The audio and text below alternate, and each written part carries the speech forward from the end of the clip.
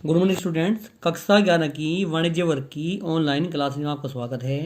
आपका सब्जेक्ट है बीओ यानी बिजनेस ऑर्गेनाइजेशन यानी व्यवसायिक संगठन।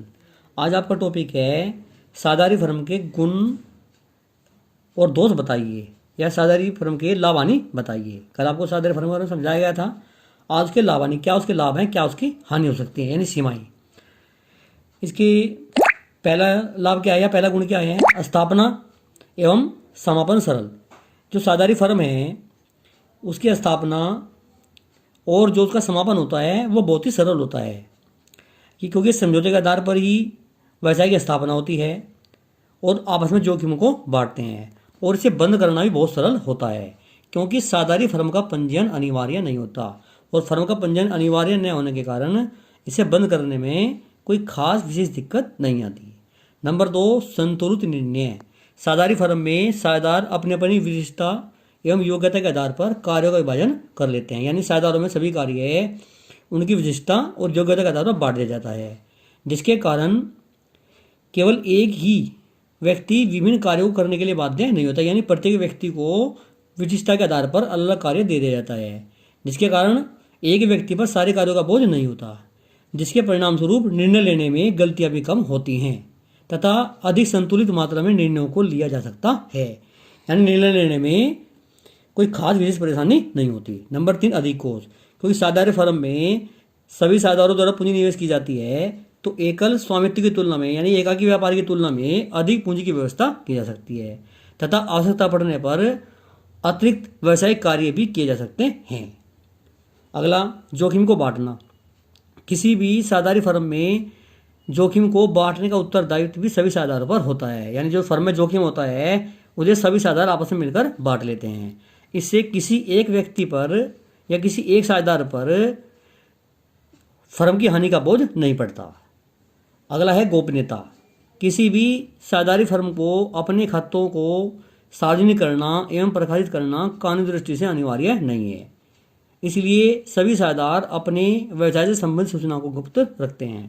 साझेदारी फर्म की जो मुख्य लाभ है वो है कि इन्हें अपने जो खाते होते हैं इनके उन्हें सार्वजनिक करना या प्रकाशित करना कानूनी दृष्टि से आवश्यक नहीं होता।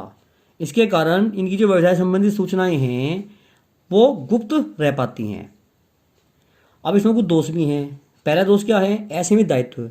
साझेदारी फर्म में साझेदारों का दायित्व असीमित होता है। इसका मतलब यह है कि अगर व्यवसाय में हानि होती है फर्म में तो साझेदारों की निजी संपत्ति भी इसके लिए उत्तरदायी होती हैं यानी अगर फर्म की संपत्तियां फर्म की हानि की पूर्ति करने में असमर्थ होती हैं तो साझेदारों की निजी संपत्तियां बेचकर फर्म की हानि की पूर्ति करनी पड़ेगी।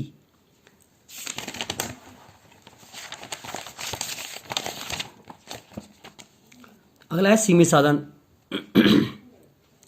साझेदारी फर्म में साझेदारों की सीमित संख्या का होना व्यवसाय में पूंजी की अपर्याप्तता को दर्शाता है यानी अगर साझेदारी फर्म में साझेदारों की संख्या सीमित है यानी 2 या 3 साझेदार हैं, ज़्यादा साझेदार नहीं हैं, तो फर्म में पूंजी की कमी पड़ सकती है और पूंजी की कमी व्यवसाय के विस्तार में बाधा उत्पन्न करती है, जिसके कारण जो साझेदार हैं वो अपनी इच्छा अनुसार फर्म का विस्तार नहीं कर सकती।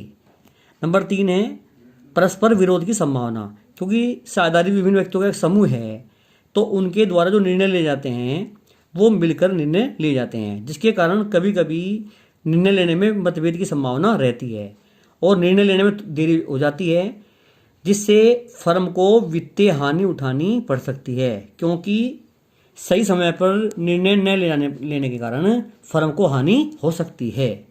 अगला है निरंतरता की कमी।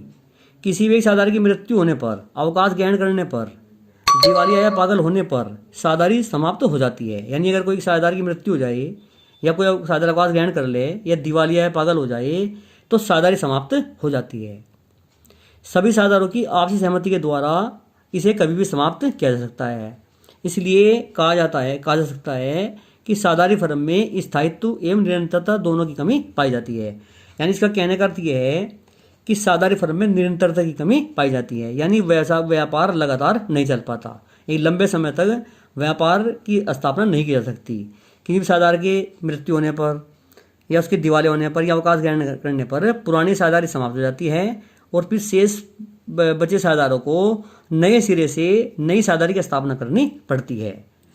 अगला प्रश्न लास्ट है, जन साधारण के विश्वास की कमी। क्योंकि साझेदारी फर्म की जो वित्तीय सूचनाएं हैं और व्यवसाय संबंधी अन्य सूचनाएं हैं, उन्हें प्रकाशन करना या प्रकाशित करना वैधानिक रूप से अनिवार्य नहीं है। तो इस कारण जो आम जनता है या जनमानस है, उसे फर्म की सही वित्तीय स्थिति का आकलन नहीं कर पाता है। इससे जनता का विश्वास भी कम होता है। यानी जो साझेदारी फर्म हैं, इन्हें अपनी जो वित्तीय संबंधी सूचनाएं हैं या प्रबंधन संबंधी सूचनाएं हैं, उन्हें प्रकाशित करना कानूनी रूप से अनिवार्य नहीं है।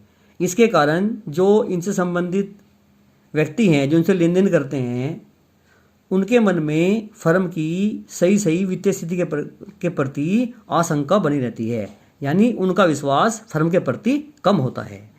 इस प्रकार ये आपका टॉपिक हुआ कंप्लीट हुआ।